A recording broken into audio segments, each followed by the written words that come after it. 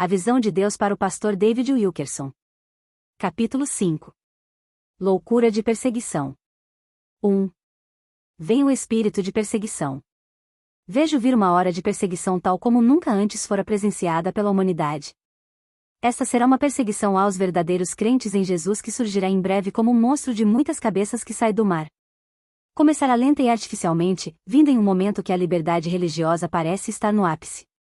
Estender-se-á por todos os Estados Unidos, Canadá e o mundo inteiro e se converterá, finalmente, em uma espécie de loucura. Um espírito de anticristo entrará no coração de certos homens que estão em altos escalões no governo e no sistema judicial, fazendo com que estes funcionários se empenhem em realizar manobras legais destinadas a acusar as igrejas, missionários e ministros independentes. Já existem muitas evidências de que esta hostilização já tem começado no presente. Vejo vir o tempo quando quase todos os projetos missionários evangélicos, todas as programações religiosas de rádio e televisão e todas as sociedades missionárias serão submetidos ao controle, desafiadas e perturbadas tão de perto que as mesmas terão muita cautela em se ampliar em qualquer área. 2. O surgimento de uma super-igreja mundial. Vejo a formação de uma super-igreja mundial que consistirá na união entre os protestantes ecumênicos liberais e a Igreja Católica Romana. Unir-se politicamente, dando as mãos, criando uma das mais poderosas forças religiosas da Terra. Esta super-igreja mundial será espiritual somente de nome e usará indiscriminadamente o nome de Jesus Cristo, mas de fato será anticristã e política em muitas de suas atividades. Esta poderosa união de igrejas estará profundamente envolvida em assistência social, tremendos programas de caridade e em ministérios piedosos. Os seus dirigentes farão declarações esmagadoras no que diz respeito a satisfazer as necessidades do gênero humano, emitindo um chamado por um renovado trabalho social e intervenção política e por uma maior voz em assuntos mundiais. 3. Uma repentina série misteriosa de acontecimentos. Justamente quando parece que o movimento ecumênico está quase morto, uma série bastante misteriosa de acontecimentos dará origem à base desta união. Roma insistirá em obter muitas concessões dos líderes protestantes ecumênicos e as receberá. O Papa será considerado mais um chefe político do que um líder espiritual desta grande união. Por sua vez, os líderes protestantes do movimento ecumênico insistirão em obter certas concessões de Roma e as receberão. Não será pedido a estes que considerem o Santo Padre como a cabeça infalível da Igreja e aceitarão a sua chefia política sem aceitar o seu papel como sucessor de Pedro. Não estou sugerindo de modo algum que o Papa ou algum outro dirigente eclesiástico envolvido nesta organização da super-igreja estará comprometido em atividades do anticristo. A Bíblia tem muito o que dizer com relação a este assunto, mas não cabe a mim, neste momento, especular sobre este tema. Contudo, vejo algo que me espanta, vejo um exército de profissionais que incorporarão os postos mais influentes desta organização da super-igreja. Muitos deles serão pessoas ímpias com a mentalidade do anticristo, obcecados com o conceito de que esta super-igreja deve chegar a ser um poder político suficientemente forte para poder exercer pressão sobre todos aqueles que se opõem às suas atividades. Enquanto aqueles que ocupam os cargos mais elevados na direção estão falando acerca de milagres, amor e reconciliação, os assalariados que trabalham debaixo de suas ordens estarão perturbando e perseguindo as organizações religiosas que se opõem à sua hegemonia. A formação desta super-igreja mundial iniciará de forma modesta. Começará com um estúdio cooperativo informal e com programas de pesquisa. Serão iniciados outros programas cooperativos sem serem requeridos de forma legal ou obrigatória pelos protestantes e nem pelos católicos, mas haverá uma união de dirigentes protestantes liberais da Inglaterra e dos Estados Unidos com teólogos católicos liberais da Europa para que se expresse o milagre ecumênico. A fusão legal é política, é ainda bastante remota, mas já está sendo elaborada a base informal para a união. 4. Os homossexuais e as lésbicas acolhidos com agrado pela super-igreja. Vejo esta super-igreja aceitando debaixo do pretexto de compreensão aos homossexuais e às lésbicas entre os seus membros. A sede desta união de igrejas reivindicará o amor homossexual e lésbico, e não somente se lhes há dado um bom acolhimento, mas também os estimulará. Será ordenado que os ministros deem aos homossexuais e às lésbicas cargos de autoridade nesta união de igrejas, onde serão proclamados como uma nova geração de pioneiros que introduzirão novos conceitos de amor e evangelismo. Vejo que virá em quase toda a cidade grande dos Estados Unidos e de outras partes do mundo igrejas de homossexuais e lésbicas que ministrarão exclusivamente as necessidades espirituais dos de sua própria classe com pleno reconhecimento e respaldo da religião organizada. Se distribuirá literatura de escola dominical e de igreja em um plano de estudo que irá sugerir às crianças e adolescentes que a homossexualidade é uma forma normal e aceitável de prática sexual cristã. O mais trágico de tudo é que vejo que virá o dia que a maior parte dos homossexuais já não mais procurarão a ajuda da igreja, em troca, serão defendidos pela superigreja e serão admirados pela sua coragem e boa vontade de serem diferentes. Esta superigreja se adaptará às debilidades humanas da carne e se disporá a confortar a humanidade em seus pecados. Serão taxados de possuírem complexo de culpa os pregadores antiquados, condenadores do pecado, que falam, claro, contra aqueles a quem, uma vez, se consideram candidatos para a assistência e o aconselhamento. Serão concentrados novos esforços de ensinamento numa tentativa de demonstrar aos homens como conviver com seus problemas e, de fato, como desfrutar destas debilidades como sendo dons de Deus. 5. Dançando nus na igreja. A dança com nudez em algumas destas igrejas, membros desta organização, será colocada como uma forma artística de adoração. Os homens chegarão a ser mais adoradores da criatura do que do Criador. E Deus se verá forçado a entregar aos seus pecados esses tipos de adoradores. Como resultado, muitos ficarão entregues a uma mentalidade de reprovação, criando-se uma nova forma de enfermidade mental que não responderá a nenhum tipo de tratamento.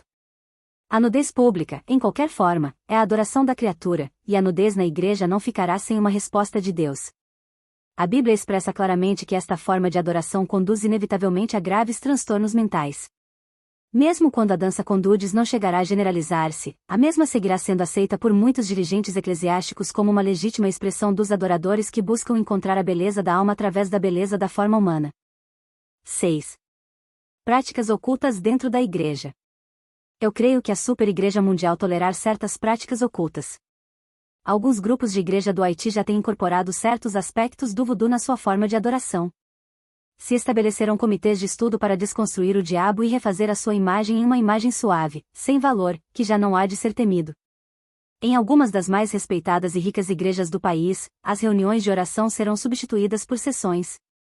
Um crescente número de ministros ficarão intrigados pelas pretensões sobrenaturais dos grupos espiritualistas e de satanismo. Vejo vir o dia em que aqueles ministros que nunca têm estado muito próximo de Deus chegarão a estar muito próximo do diabo. Satanás aparecerá como um anjo de luz para enganar, se possível fosse, aos eleitos, aos escolhidos de Deus. Os próprios ministros de Satanás aparecerão como anjos de luz e tentarão estender entre as fileiras das igrejas a mensagem de que Satanás não é um inimigo, mas sim um amigo. A superigreja nunca aceitará oficialmente as práticas ocultas sem restrição, mas respeitará amplamente a frenologia, a quiromancia, sortilégio e os horóscopos. Frenologia, estudo da estrutura do crânio de modo a determinar o caráter das pessoas e a sua capacidade mental. 7. Levantamento de uma igreja sobrenatural. Vejo uma grande igreja, vejo uma grande sobrenatural união de todos os verdadeiros seguidores de Jesus Cristo reunidos pelo Espírito Santo e uma comum confiança em Cristo e na sua palavra. Esta igreja sobrenatural de crentes bíblicos chegará a ser uma espécie de fraternidade clandestina e incluirá católicos e protestantes de todas as denominações. A mesma congregará jovens, velhos, negros e brancos e pessoas de todas as nações. No tempo que a superigreja visível adquire poder político, esta sobrenatural, invisível, crescerá tremendamente em poder espiritual. Este poder virá em decorrência da perseguição. A loucura de perseguição que virá sobre a terra levará estes cristãos a unirem-se mais proximamente entre eles mesmos e aproximarem-se mais de Jesus Cristo. Será dada menos importância aos conceitos denominacionais e mais ênfase ao retorno de Jesus Cristo. O Espírito Santo reunirá em pessoas de todas as crenças e classes sociais. Enquanto que esta igreja sobrenatural já existe por todo o mundo, nos dias que estão por vir, a mesma se tornará mais e mais invisível, mas à medida que a perseguição se torna mais intensa, este corpo de crente se tornará quase radical em seus esforços evangelísticos. Esta igreja invisível receberá unção sobrenatural e poder do Espírito Santo para seguir pregando o Evangelho até que os confins da terra tenham ouvido. Sortilégio, relativo ao próprio de sortilégio, feitiço, bruxaria, magia que seduz com encantos especiais, encantador, sedutor. 8. Perseguição especial dos católicos carismáticos. Os católicos carismáticos, que se consideram membros da Igreja Sobrenatural, invisível de Jesus Cristo, haverão de encarar uma hora de pesada perseguição. A Igreja Católica Romana está a ponto de retirar a sua benevolência a todos os católicos que falam em línguas e que se inclinam aos ensinamentos pentecostais concernentes ao Espírito Santo, aplicar-se a uma pressão política de alto nível aos sacerdotes para que apaguem o fogo. Aguarde e verá o Papa assumir uma atitude negativa contra o movimento carismático dentro da Igreja Católica. A lua de mel está a ponto de terminar em breve. As revistas católicas se empenharão a se pronunciar contra o movimento dentre as suas fileiras e pedir uma depuração. Esta começará com uma tendência lenta, mas tomará impulso rapidamente, até que todos os católicos que pertencem a este movimento se encontrarão frente a uma verdadeira perseguição proveniente de dentro de sua própria igreja. O movimento carismático dentro da Igreja Católica chegará a ser tão poderoso e extenso que, para alguns dirigentes, lhe parecerá uma ameaça àqueles que não compreendem o que o mesmo significa. Em um breve lapso, pode estar envolvido mais de 500 mil no movimento carismático católico. Aqueles que não pertencem a este movimento o acusarão de carecer de interesse social e de esquecer também as tradições da Igreja. Os que pertencem ao movimento serão acusados de apartar-se da Virgem Maria e de negar a autoridade do Papa. Depuração, eliminação de impurezas. Todo católico que se orgulha de haver recebido o batismo no Espírito Santo deve se preparar para a perseguição. Esta não sobrevirá da noite para o dia, mas, com toda a segurança, virá o dia quando todo católico que tenha tido a experiência de um Pentecoste se verá necessitado a determinar qual significativo é, na realidade, o seu batismo. Alguns serão forçados a retornar às tradições e deixarão que sua experiência permaneça no anonimato. Contudo, muitos outros começarão a descobrir que têm mais amor cristão, mais companheirismo e mais relação espiritual com outros protestantes e católicos, que têm centrado as suas vidas ao redor da pessoa de Jesus Cristo e da plenitude do Espírito Santo. Muitos não crerão em mim, mas eu vejo vir o dia que muitos protestantes, assim como católicos, deverão sair do meio deles. Estes novos cristãos não chamarão a si mesmos protestantes ou católicos, mas simplesmente cristãos renovados. Sua fraternidade não estará baseada na experiência de falar em línguas, mas sim estará centrada no Pai, em seu Filho Jesus Cristo. A perseguição dos católicos carismáticos, implantada pela hierarquia da Igreja, não deterá a renovação nessa Igreja. Ao contrário, o ministério do Espírito Santo verificará grandes milagres, e o número de católicos que se unirá aos grupos de renovação aumentará devido à perseguição. Será diminuída a ênfase que se põe no falar em línguas. Em troca, se desenvolverá um ministério de fraternidade espiritual, baseado num sólido ensinamento bíblico e um mútuo amor e compreensão por todos os outros verdadeiros seguidores de Jesus Cristo, se converterá em uma espécie de sacerdócio espiritual para leigos que querem ajudar a uns carregar as cargas dos outros. 9. Perseguição mediante uma luta dos meios de comunicação. Atualmente existe uma tremenda liberdade para pregar o Evangelho na rádio e na televisão. Nunca as portas estiveram tão abertas para os ministros de Cristo. Em todos os meios de comunicação. Na atualidade, os cristãos têm e operam suas próprias estações de rádio e de televisão, e gozam de liberdade para orar pelos enfermos, levantar fundos e promover o Evangelho da forma que consideram mais convenientes, mas, cuidado! Muito cuidado! Virá uma perseguição e uma hostilização. Há um rumor de mudança no ar. As programações de rádio e televisão centradas em Cristo chegarão a ser palco de forças satânicas, determinadas a obrigá-las a sair das vias aéreas de comunicação. Já existe um movimento nos bastidores para estabelecer um tipo de sistema de classificação para toda a programação religiosa, pela rádio e televisão. Os dirigentes eclesiásticos liberais tentarão estabelecer uma espécie de junta selecionadora e tratarão de se impor na Comissão Federal de Comunicações como a máxima autoridade em todos os programas, tanto os pagos como os gratuitos sem patrocinador, transmitidos pela rádio e televisão. Logo, não sairia do ar nenhum programa sem a sua aprovação. O resultado seria um evangelho suave, sem Cristo, e que não ofenderia a ninguém. As portas, agora bem abertas, irão fechar-se lentamente, mas de forma definitiva. As rádios, emissoras e estações de televisão cristãs devem começar a esperar perseguição e hostilização. As forças ateias e do anticristo estão agora mesmo preparando petições judiciais contra certas estações religiosas e certos evangelistas.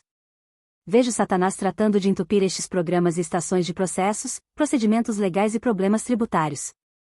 Satanás usará toda a tática que esteja à sua disposição para eliminar dos meios de comunicação todos os programas centrados em Cristo.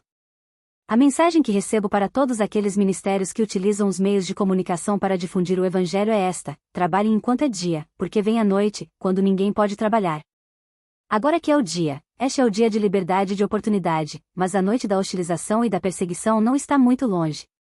Quando vir esta noite de perseguição, talvez sejam poucos ou, se tiver alguns, que possam ministrar com efetividade através dos meios de comunicação. 10. Perseguição vinda de Hollywood. Observe como Hollywood irá aumentar o seu ataque contra a verdadeira religião por meios de filmes que a ridicularizam. O filme Marjorie foi a tentativa mais arrogante realizada pelas forças satânicas com o fim de desacreditar e ridicularizar toda a religião que tem a ver com o sangue de Jesus Cristo. Os evangelistas que pregam avivamento e os ministros evangélicos ficarão sendo estereotipados como sendo outros Elmer Gantry, como charlatões. Enganadores e comediantes ávidos por dinheiro. Cada vez mais produtores de filmes tentarão derrubar os valores morais puritanos. As igrejas onde se prega o evangelho e os ministros que o preguem serão alvo de ataques especiais, sendo apresentados como sensacionalistas, enquanto que, ao mesmo tempo, se glorificará o ocultismo e a bruxaria. Vejo vir uma sofisticada tentativa realizada por intelectuais de pregar em filmes contra todos os cristãos do tipo avivados. Uma espécie de presunção ou snobismo ateísta motivará que uma nova geração de produtores de filmes fiquem obcecados em ficar contra toda a religião qualquer que seja que iniba os seus desejos hedonistas do homem. 11. Perseguição através de programas de humor na televisão. Os programas de humor na televisão irão se tornar cada vez mais ousados em zombarem de Cristo e dos verdadeiros cristãos. Os atores de comédia compartilharão ofensas atrás de ofensas nos programas de comédias destinados a acabar com as tradições sagradas. Eventualmente, estes programas estarão repletos de palavras profanas e tudo seguirá este rumo. As programações de televisão chegarão a ser absolutamente blasfemas e milhões de descrentes poderão se sentar à frente de suas televisões para rir e debochar, ao mesmo tempo em que se minará tantos temas que antes eram considerados sagrados. Não estou sugerindo que os autores de comédias televisivas tenham se empenhado numa espécie de conspiração contra Deus ou contra a religião. O que eu percebo é que os roteiristas tratarão de competir uns com os outros para ver quem pode obter mais êxito no trabalho de derrubar sagradas tradições e ensinamentos. É um ataque muito traiçoeiro contra os ensinamentos de Jesus Cristo disseminado pela comédia. Já estão sendo apresentadas comédias que debocham de Kathryn Kuhlman, a famosa evangelista, de Billy Graham, Oral Roberts e, ultimamente, até do Papa, mas o pior ainda está por vir. A comédia mais anticristã, jamais discorrida, será levada ao ar pelas cadeias de emissoras de televisão, sem oposição nenhuma. 12. Perseguição através de impostos para as igrejas. Haverá uma tentativa de impor contribuições às igrejas e às organizações relacionadas com igrejas. As forças ateias promoverão estes assuntos com a ajuda da União Americana de Liberdades Civis e até a Suprema Corte. Uma reversão legal ditada pelos tribunais não deterá sua ação de longo alcance. Contudo, com relação às recentes resoluções ditadas pelos tribunais, eventualmente teremos imposição de impostos às igrejas. Começará com um tipo insignificante de imposto indireto, mas, em breve, se converterá em um imposto de proporções monstruosas que levará algumas igrejas e sociedades missionárias independentes a bordo de uma falência. Os negócios relacionados com as igrejas serão os primeiros que terão que pagar impostos. Isso seguirá, em breve, a imposição de contribuições a todos os bens que sejam propriedades de igrejas, inclusive as reitorias. Os edifícios das igrejas em si ficarão isentos. Encontramo-nos em frente a batalhas muito sérias nos tribunais, no que diz respeito a esta questão, inclusive diante da possibilidade de serem derrubadas até as resoluções do Supremo Tribunal. Eu não vejo que em um futuro mais próximo seja imposto taxas aos orçamentos nem aos edifícios de igrejas, mas, sim, vejo que a imposição de impostos às empresas que estão relacionadas com as igrejas virá em breve. Vejam o efeito de bola de neve e o governo se verá um dia tão profundamente envolvido na imposição de taxas às propriedades das igrejas que será necessário um catálogo inteiro de pautas. O IRS, Serviço de Rendas Internas, pode um dia chegar a ser uma das mais poderosas armas contra a igreja. Em seguida, seria possível para as agências governamentais manterem uma influência dominante sobre as igrejas. Em breve, as agências governamentais estarão investigando os livros privados de quase toda organização religiosa sem fins lucrativos. Aquelas que não atuem de acordo com as pautas escritas, serão forçadas a suspender suas atividades e não haverá chance de recorrer. 13. Limpeza da educação cristã. Vejo 3 diferentes maneiras em que Satanás tentará limpar a educação cristã. As escolas, colégios e universidades cristãs não escaparão da hora de perseguição e de hostilização que vem. Em primeiro lugar, há de se esperar uma hostilização política, processos demorados e problemas financeiros verdadeiramente agudos. Ajuda federal e estadual chegará a impor mais e mais condições. Em segundo lugar, há de se esperar no estudante um quase inexplicável espírito de apatia, de despreocupação e de falta de respeito para com os diretores. Em terceiro lugar, há de se esperar que se infiltrem nas faculdades mestres e professores que, sem saber, haverão de ser instrumentos de Satanás para limpar os fundamentos da fé e da direção. Satanás tentará remover da direção destas escolas e instituições das mãos de verdadeiros homens de Deus e colocá-las nas mãos de liberais maleáveis que não tentarão conter o movimento rumo ao agnosticismo. Algumas instituições de ensino experimentarão despertamentos espirituais, mas os mesmos serão de breve duração e não afetarão as grandes massas de estudantes. A direção das instituições educacionais cristãs deve se preparar para enfrentar tempos difíceis que estão à porta, tanto financeiramente como espiritualmente. Aqueles que creem no poder da oração sofrerão menos. Aqueles que dão prioridade aos assuntos espirituais experimentarão uma intervenção e ajuda sobrenaturais. Certamente há problemas pela frente nas instituições de ensino. A pressão financeira será formidável e somente um milagre haverá de manter abertas algumas escolas, alguns não vão sobreviver. 14. A Revolução de Jesus declinará. A Revolução de Jesus, tão estendida no meio dos jovens, entrará em decadência e os seguidores indisciplinados retornarão às suas drogas, à sua sexualidade desprendida e ao seu antigo modo de vida. A perseguição separará as ovelhas dos bodes. Somente os discípulos totalmente rendidos ficarão em pé quando clarear a névoa. Em breve virá o tempo que já não será popular ser um seguidor de Jesus. As músicas sobre Jesus já não estarão em evidências nos desfiles de sucesso, e o seu nome já não será um elemento de bom sucesso comercial para Broadway ou para Hollywood. O mundo que uma vez usou o nome de Jesus tão promiscuamente se voltará contra ele e o eliminará. Veja uma nova representação do primeiro mover de Jesus registrada na história. Jesus entrou em Jerusalém montado em um jumento, ao som de saudações como Viva Hosana nas alturas, de milhares de pessoas levadas pelo entusiasmo de sua passagem. Jovens e velhos igualmente arrancavam ramos de palmeiras e colocavam seus mantos no chão, de modo que o burrinho pudesse caminhar sobre eles, e gritavam: Jesus, Jesus! Hosana ao Rei! Mas aquele primeiro mover com relação a Jesus foi estragado. Um brevíssimo tempo depois, este mesmo Jesus estava em frente a uma multidão irada que gritava: Crucifica-o! Fora com ele! Impostor! A multidão se voltou contra ele. O moderno mover com relação a Jesus tem sido suas multidões também. Tem sido cantados louvores de Jesus. E Jesus tem estado ali realmente. 15. Um movimento de ódio a Cristo. Mas observe o que está acontecendo hoje em dia. Muitos dos que saltavam e gritavam de alegria estão retornando às suas drogas e está se formando um movimento de repulso a Jesus. Um grupo de jovens adoradores do diabo e ocultistas está se convergindo em um núcleo de um movimento do tipo ódio a Cristo, cujo propósito principal é hostilizar aos do movimento de Jesus e desafiar as reivindicações de Cristo.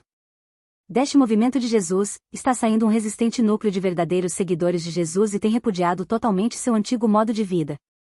Estes têm abandonado seus velhos hábitos e têm se entregado a uma vida de serviços a Jesus Cristo. Minha mensagem aos verdadeiros crentes em Jesus é audível e clara. Preparem-se para a perseguição que virá, preparem-se para enfrentar estes clubes que odeiam a Cristo na escola. Em muitas partes, os jovens cristãos que se declaram abertamente a favor de Cristo serão literalmente apedrejados pelos de sua própria idade. Este movimento de repulsa contra Cristo será dirigido pessoalmente por Satanás e o impulsionarão aqueles que estão totalmente entregues à prática do ocultismo. Os crentes em Jesus não somente serão considerados como anormais, também os chamarão com toda sorte de nomes e até cuspirão neles nos corredores das escolas secundárias e nas universidades. Pode chegar o dia quando uma turma de escarnecedores rindo debochadamente lhes arrancarão as Bíblias debaixo do braço e as rasgarão. Eventualmente, a hostilização pode chegar a ser tão violenta e generalizada que os jovens cristãos não terão outra alternativa a não ser a de temperar-se como aço para resisti-lo ou desmoronar-se diante disso e renegar a sua fé. 16. Ministros de Satanás. Haverá evangelistas de Satanás jovens, em sua maioria, que realmente pregarão acerca do poder de Satanás e trabalharão com paixão e zelo para ganhar prosélitos. Farão circular tábuas ouija de escrituras espíritas, cartas de tarô, horóscopos e livros de ocultismo, que serão devorados pelos jovens que buscam a verdade. Vamos pagar um preço pelo que cremos. Não pense que os cristãos poderão escapar da prova que se aproxima. Será posto à prova a resistência de vocês. Nos ocorrerá numa forma tão imperceptível e tão sutil que, de início, não a reconheceremos, mas, quando começar, cairá sobre nós com golpes semelhantes a relâmpagos. O mundo não dará crédito ao que está acontecendo, porque tudo isto cairá sobre a terra como uma loucura. 17. Despertamento espiritual. Por detrás das cortinas de ferro e de bambu. Enquanto as nações livres experimentam uma onda de verdadeira perseguição, os países do outro lado das cortinas de ferro e de bambu experimentarão um breve período de despertamento espiritual. Aqueles que têm vivido debaixo de uma terrível perseguição religiosa desfrutarão de um limitado período de liberdade. O Espírito Santo de Deus rachará as cortinas de ferro e de bambu e buscará por todas as partes e encontrará os corações famintos na Rússia, China e Europa Oriental. Deus tem prometido derramar seu Espírito sobre toda a carne. E isso inclui aos povos que estão detrás das cortinas de ferro e de bambu. Deus fará que venha uma trégua temporária entre o leste e o oeste, com o claro propósito de introduzir o evangelho nestes países comunistas. Pode usar tão somente a cristãos japoneses e coreanos para chegar até milhares de pessoas na China continental. Os cristãos da Alemanha Ocidental podem chegar até as pessoas da Alemanha Oriental. O caminho da Rússia pela Finlândia, um tremendo movimento do Espírito Santo na Finlândia, pode transbordar e derramar-se dentro da Rússia e, de fato, o fará.